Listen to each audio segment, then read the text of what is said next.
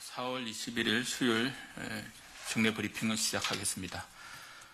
먼저 중대본 논의사항에 대해 안내드리겠습니다. 어제 중대본에서는 코로나19 한시 생계 지원 사업에 대해 논의하였습니다. 코로나19 장기화에 따라 취약계층의 경제적 어려움이 가중되면서 기존의 복지 제도로는 도움을 받기 어려운 사각지대가 발생하고 있습니다. 정부는 이러한 저소득 사각지대에 대한 생계 지원을 실시하고자 합니다.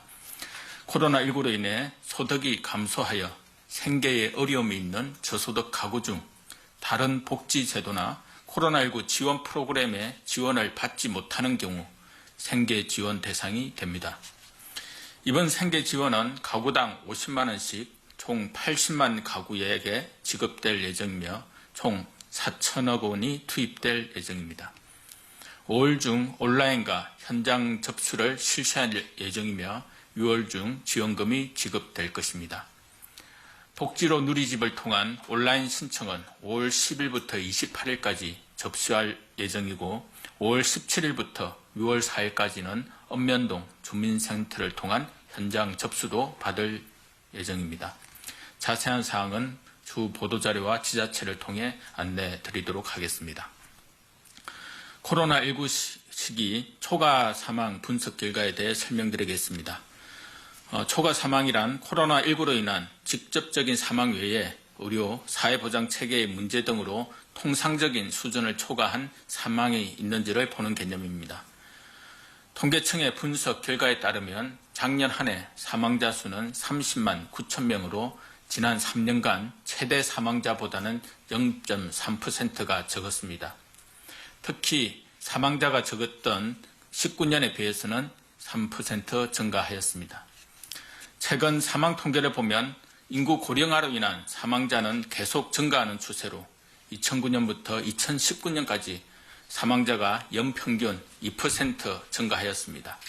이러한 추세를 고려할 때 작년 2020년 사망자 중 코로나19로 인한 초과 사망은 특별히 관찰되지 않은 것으로 판단합니다.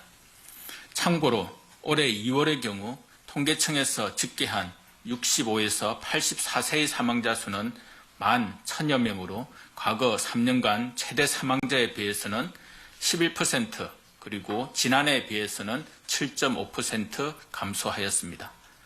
85세 이상 사망자 수는 7,400여 명으로 과거 3년간의 최대 사망자 수에 비해서는 6.7%, 지난해에 비해서는 5.4% 감소하였습니다.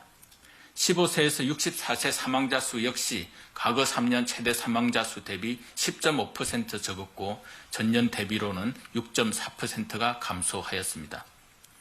다만 일정 시점의 사망자 수는 계절적 요인에 의해 큰 차이를 보이므로 해석에 주의를 요합니다.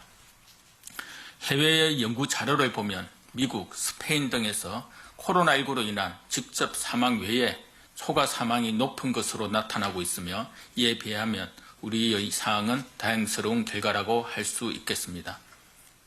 현재까지 우리나라의 코로나19로 인한 직접 사망자 수는 1,806명이며 치명률은 1.56%입니다. 인구 100명당 사망률은 3.5명 수준으로 OECD 국가 중에서는 뉴질랜드에 이어 두 번째로 낮은 수준입니다. 이러한 결과는 우리 의료진과 의료기관의 노력 덕분입니다. 의료진들의 헌신과 노력에 다시 한번 감사드립니다. 다음으로 백신 공급 상황에 대해 설명드리겠습니다. 정부는 6월까지 65세 이상 어르신, 취약계층, 사회 필수 요원 1,200만 명에 대한 접종을 시행할 계획입니다. 이에 따라 6월까지 우리나라가 도입하기로 계약된 백신은 1,809만 회분입니다. 이미 도입되어 들어온 물량은 387만 회분, 6월까지 도입이 확정된 물량이 1,422만 회분입니다. 이 중 아스트라제네카사의 백신은 도입된 물량이 200만 회분이고 6월까지 추가로 867만 회분을 도입하여 총 1,067만 회분을 도입할 예정입니다. 화이자의 백신은 현재 187만 회분이 도입되어 있고 매주 25만 회분씩 추가로 도입하여 6월까지는 555만 회분이 추가 도입될 예정입니다. 6월까지 어르신, 취약계층, 사회 필수 요원 1200만 명에 대한 접종이 완료되면 코로나19로 인한 중환자와 사망자 발생이 더욱 줄어들어 코로나19의 위험성이 대폭 낮아질 것입니다.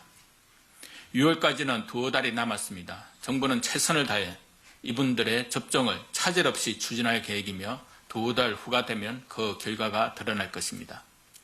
계획대로 접종이 이루어진다면 하반기부터는 코로나19 중환자와 사망자가 많이 감소하고 우리 사회는 코로나19로부터 더욱 안전해질 것입니다. 정부는 국민 여러분께서 백신 접종을 통해 소중한 일상을 회복할 수 있도록 최선을 다하겠습니다. 오늘 국내 발생 환자는 692명이며 해외 유입 환자는 39명입니다. 어제는 4분의 환자께서 돌아가셨습니다. 고인의 명복을 빌고 유가족분들께도 심심한 위로와 조의를 표합니다.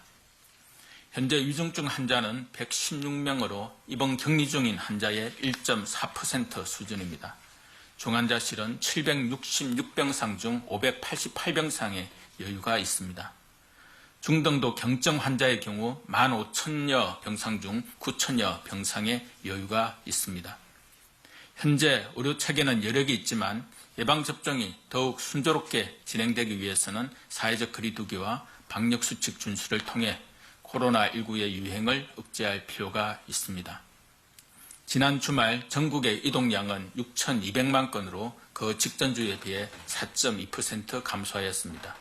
수도권의 이동량은 3,116만 건으로 0.6% 증가하였지만 비수도권에서의 이동량이 3,080만 건으로 8.6% 감소하였습니다.